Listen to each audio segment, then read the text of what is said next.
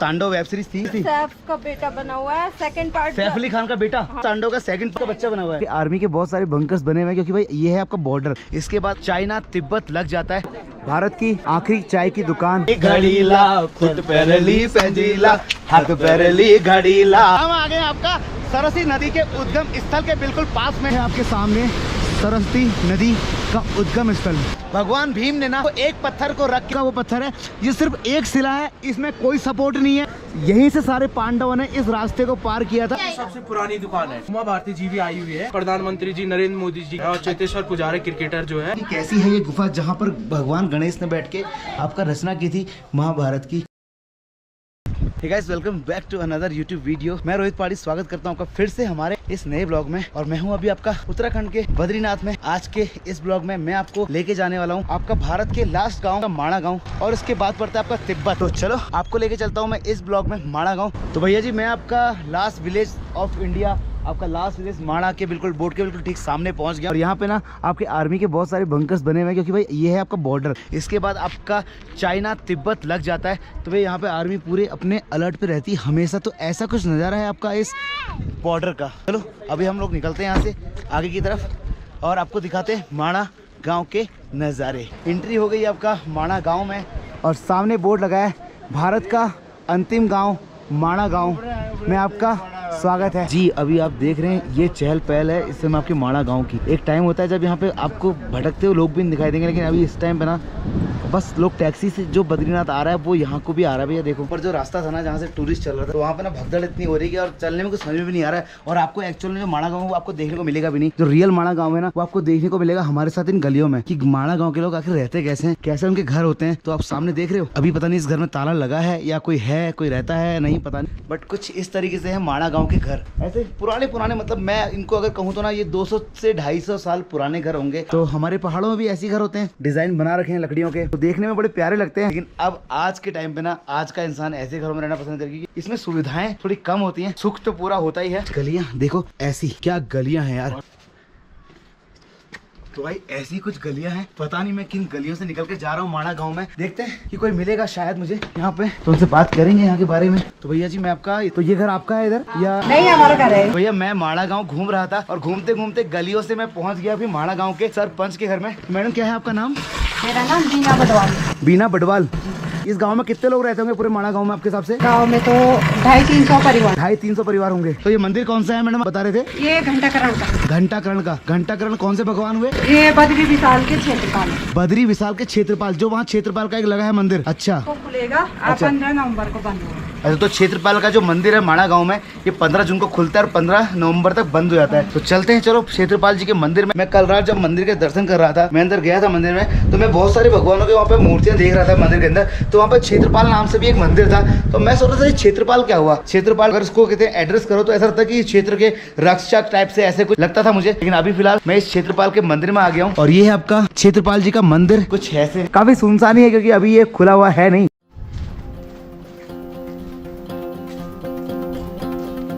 तो चलते हैं माणा गांव में दूसरी तरफ को और देखते हैं माणा गांव में घूमने के लिए और क्या क्या है। तो भैया जी माणा गांव में घूमते घूमते ना हम पता नहीं कितना अंदर आ गए। और तो यहाँ पे छोटे छोटे घर हैं। तो सामने यहाँ पे हम देखा पुरोहित सदन माणा कोटियाल बंधु मैठाणा। तो ये जो आपके क्षेत्रपाल यहाँ पे मंदिर में पूजा करते हैं उनका भवन है, पुजारी का भवन है माणा गांव में। कुछ लोग यहाँ के गांव के लोग जो इस तरीके से यहाँ पे साग सब्जी सब कुछ लेकर आते हैं। तो काफ़ी स्ट्रगल है यार यहाँ पे। तो भैया जी मैं आपका माणा गांव में घूम रहा था, तो सामने एक घर दिखाई दे रहा है मुझे इस तरीके से। तो यहाँ पे एक अम्मा जी बैठी हैं, चलते हैं इनसे बात करते हैं। नमस्कार अम्मा जी, कैसे हो? बढ़िया शानदार, कैसे हो? तो भैया ये आपके माणा गांव के लोग हैं और इनके घर हैं। कि यहाँ पे जो घर है ना काफ़ी पुराने मतलब कितने साल हो गए होंगे अम्मा इस घर को? कितना साल हो गया होगा इस घर को? हो गया होगा बेटा, बहुत साल अब नहीं थे, अब याद ये घर आपका ही है? ये भी है।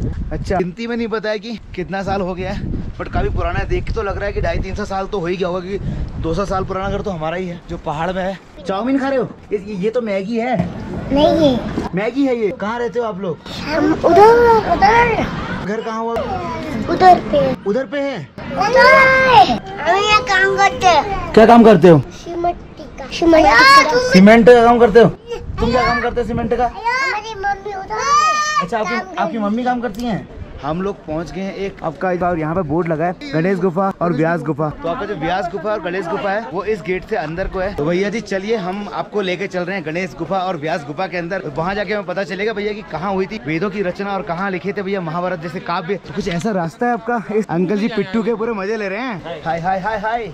तो भैया ये है आपका गेट गणेश गुफा का। चलो गणेश गुफा के दर्शन करते हैं और आपको भी करवाते हैं। तो भैया ये है आपका गणेश गुफा। हम पहुंच गए हैं आपका उस जगह पे जहाँ पे भैया गणेश भगवान ने अपने हाथों से भैया आपका महाभारत और पुराणों की रचना की थी। जो व्यास जी हैं उन्होंने उनसे प्रार्थना की थी कि आप उन वेदों को, उन पुराणों को और महाभारत को लिखो। तो यहाँ पे उसके बारे में बताया भी गया कुछ कि जब उन्होंने व्यास जी ने उनसे रिक्वेस्ट किया था आप मेरे द्वारा निर्मित महाभारत ग्रंथ के लेखक बन जाइए, तो महर्षि की बात सुनकर गणेश जी ने उत्तर दिया यदि मैं लिखते समय क्षण भर के लिए भी ये मेरी लेखनी ना रुके तो ग्रंथ का लेखक बन सकता हूँ। तो व्यास जी ने उनको उत्तर दिया आप किसी भी प्रसंग को बिना समझे एक अक्षर भी गलत मत लिखिएगा। श्री गणेश जी के एवं व्यास जी के अनुग्रह से महाभारत जैसा लोक पावन ग्रंथ रत्न जगत को प्राप्त हुआ। तो एक फ्लो में लिखा गया है। एक साइड से आपको व्यास जी ने कहानी सुनाना शुरू किया और एक साइड से गणेश भगवान ने उसको लिखना शुरू किया। और जिस जगह पे वो महाभारत काव्य लिखा गया था ना वो जगह है आपका ये मंदिर। तो यहाँ पर उस ग्रंथ को लिखा गया था। कुछ ऐसी दिखती है ये गणेश गुफा।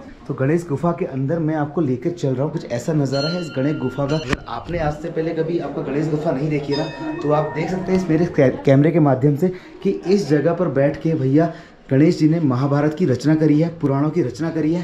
तो ये आपका गणेश गुफा का पूरा एंट्रेंस है इस तरीके से। तो गणेश गुफा बहुत ज़्यादा बड़ी गुफा नहीं है लेकिन आपको मैं दिखाने वाला हूँ कि कैसी है ये गुफा जहाँ पर भगवान गणेश ने बैठ के आपका रचना की थी महाभारत की। गुफा है इस तरीके से और बीच में आपका यहाँ पे कुछ एक धुरी बोलते हैं हमारे पहाड़ी में, तो वो भी यहाँ पे जल रही है हल्की हल्की।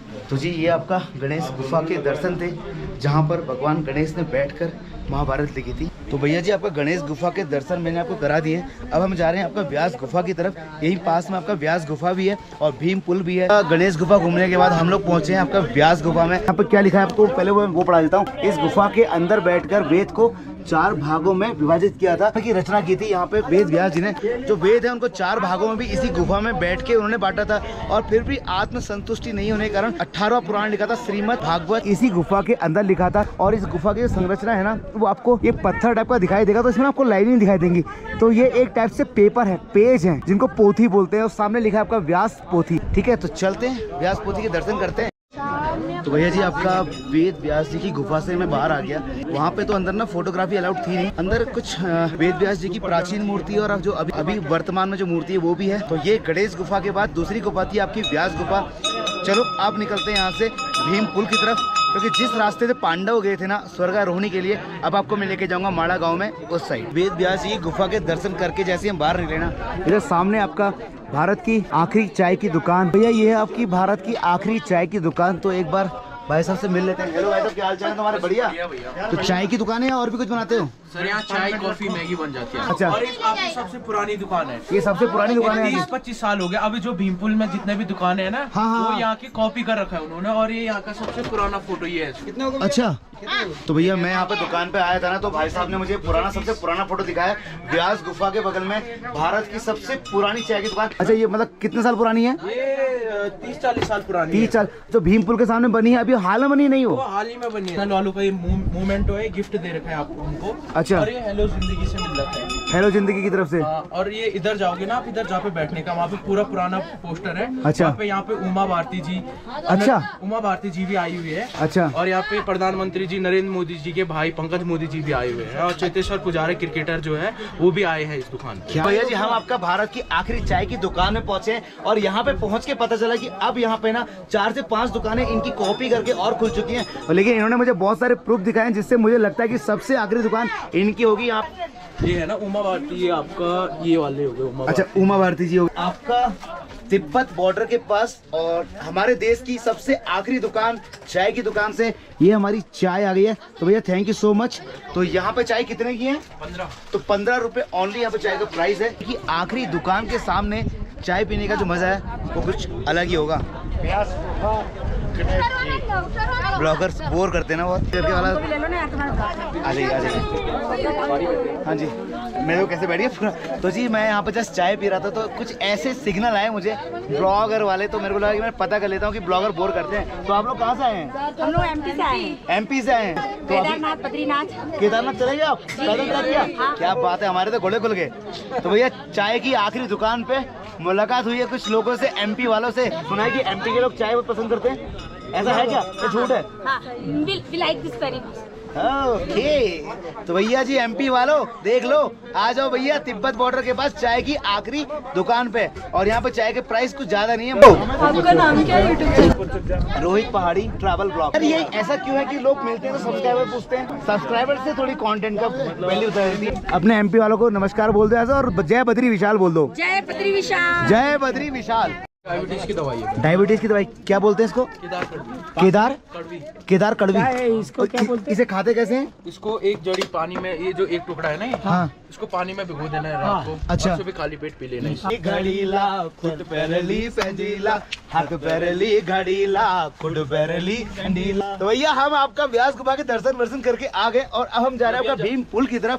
तो भैया मस्ती मजाक तो चलता रहना चाहिए, ठीक है? छम छम घर बजली छम छम फुड़क बजा, हाँ फूल फुलिया चना, हाँ फूल फुलिया चना, हाँ। और भीम पुल से पहले आपको मिलेगा यहाँ पे सरस्वती नदी का मंदिर मिलेगा, और यहीं पर से ना सरस्वती नदी का उद्गम भी होता है, और पास में ही जाके वो नदी यहाँ पे विलुप्त हो जाती है। उसके पीछे भी एक कहानी है कि जब भैया वेदों की रचना हो रही थी, महाभारत महाकाव्यों की रचना हो रही थी ना, तो गणेश भगवान ने सरस्वती नदी से बोला था कि आप अपने इस वेग को कम करो, आपके इस आवाज़ से मुझे इस काव्य की रचना करने में बहुत तकलीफ हो रही है, मुझे डिस्टर्ब हो रहा है। बट सरस्वती नदी ने ना इग्नोर किया, और आपका गणेश भगवान के एक छोटे से श्राप से ना ये नदी का उद्गम यहीं से होता है, और यहीं पर नदी आपका विलुप्त हो जाती है। हम आ गए आपका सरस्वती नदी के उद्गम स्थल के बिल्कुल पास में, और कुछ ऐसा ट्रैक है आपका सरस्वती नदी के उद्गम का।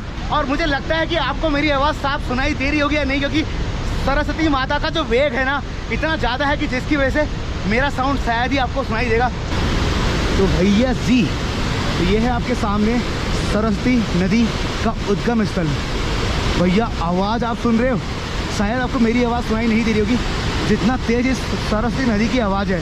तो भैया ये जो सरस्वती नदी है यहाँ से ये निकलती है, और यहीं आगे जाके ना आपको मैं दिखाता हूँ, इस तरीके से यहाँ से ये निकलते निकलते जाती है और आपका अलकनंदा में मिल जाती है। तो इसका जो मिलन होता है वो अलकनंदा में यहाँ से 100 मीटर आगे है, और उसके बाद ये नदी किसी को दिखाई नहीं देती है, क्योंकि इसको गणेश जी का श्राप है, जिसकी वजह से ये नदी मात्र थोड़ा सा सफ़र करके यहीं पे रुक जाती है। मैं आपको दिखाने वाला हूँ तो भीम पुल कौन सा है जिसको पार करने में द्रौपदी को दिक्कत हुई थी, जिसकी वजह से आपका भगवान भीम ने ना एक पत्थर को रख के उस पुल का निर्माण किया था। ये है आपका भीम पुल का वो पत्थर है, ये सिर्फ एक शिला है, इसमें कोई सपोर्ट नहीं है। यहीं से सारे पांडवों ने इस रास्ते को पार किया था स्वर्गारोहणी के लिए। और जब भी माड़ा गांव में ट्रैवल कर रहा था तो मुझे यहाँ पे दिल्ली का एक छोटा सा ब्लॉगर मिला, जैसे कि अपने वहाँ हल्द्वानी में अपना पीयूष है, सौरभ है, वैसे ही अपने एक भाई मिला इधर। भाई का चैनल का नाम क्या है? शौर्य वर्मा ब्लॉग्स। तो ये अगर आप फैमिली ब्लॉग्स देखना पसंद करते हैं, अगर आप डेली लाइव ब्लॉग्स देखना पसंद करते हैं, तो भाई शौर्य भाई को भी थोड़ा सपोर्ट कर सकते हैं। वैसे तो मेरे ट्रैवलिंग वाले होते हैं जितनी भी ऑडियंस है, लेकिन फिर भी अगर आपको फैमिली ब्लॉग पसंद है, सौरभ जोशी को देखा है, तो भाई को भी सपोर्ट करो। भाई पढ़ाई के साथ साथ कर रहा है। क्या क्या दिखाते हो उसमें? सिर्फ फैमिली या ट्रैवल भी दिखाते हो? ट्रैवल भी। क्या तो मतलब सिर्फ अकेले एक्ट करते हो या पापा मम्मी सब, या आप लोग भी होते हैं ब्लॉग में? होते हैं कभी। अच्छा, मम्मी ने आज ये बना दिया, पापा ने आज चाटा मार दिया, आज तो छोटे की कुटाई हो गई, आज छोटे की पिटाई हो गई। तो ऐसा ना, आप जब ट्रैवल पे निकलते हो ना तो आपको तरह तरह के लोग मिलते हैं, आप सिर्फ अपने घर के तरफ कैद हो गए ना, दुनिया को नहीं जान सकते। तो चलो सॉरी वर्मा ब्लॉग्स को भाई देखना, प्यार देना, और कमेंट सेक्शन में रोहित पहाड़ी लिख देना, ताकि भाई को पता चले कि भाई रोहित पहाड़ी के लोगों ने सॉरी को देख लिया है। जो तांडव वेब सीरीज थी सैफ का बेटा बना हुआ है, सेकंड पार्ट सैफ अली खान का बेटा। हाँ। अच्छा, मतलब अब जो तांडव का सेकंड पार्ट आएगा उसमें ये बंदा उसका बच्चा बना हुआ है फ्लैशबैक में। ओके, तो भाई हम आपको अभी आने वाली वेब सीरीज है तांडव सैफ अली खान की, उसमें जो सैफ अली खान का बच्चे का रोल किया भाई ने, तो वो साथ चल रहा है। तो तांडव का ऑडिशन का मौका कैसे मिला? गए थे? फेसबुक के थ्रू मिला, तो शूट हो गया उसका तुम्हारा? तो सैफ अली खान से मिले? नहीं, सैफ अली खान का अगले दिन था। अच्छा, तो तुम मुलाकात नहीं हो भाई? अच्छा, डिम्पल कपाड़िया, गौर खान और अलिया जफर। अगर तांडव 2 आएगी तो देख लेना भाई, इसमें है उस मूवी में, ठीक है? तो भैया जी मैं आपका अभी माड़ा गाँव में ट्रैवल कर रहा हूँ और ये आपका पूरा दर्शन देखो माड़ा गाँव का, कि भैया माड़ा गाँव दिखता कैसा है।